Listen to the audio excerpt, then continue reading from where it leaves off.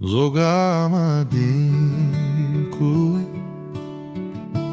Zogam Ading-Ku amapanding, Zomi Ading-Ku akitawidin, Zogam akem, Zomi ahudin kisam, Ziat levei namtem kisuan insani. Zogam elma hua bang hangve, Zomi melma dogal tamte, Zogam le Zomi nang hongaki, Khutze pintu mau gliding mau Zomi, Zogam elma ke hongaki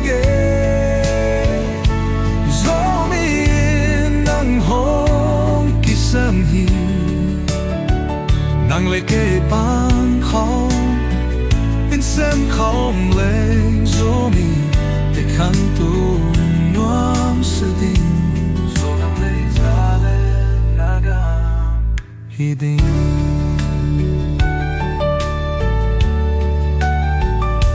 Zogam Ading-Ku, Zogam Ading-Ku amapanding, Zomi Ading-Ku akitawidin, Zogam akem, Zomi ahudin kisam, Ziat levei namten kisuan insemi, Zogam elma kua bang hamve, Zomi melma dogal tamte, Zogam le Zomi nang hongaki,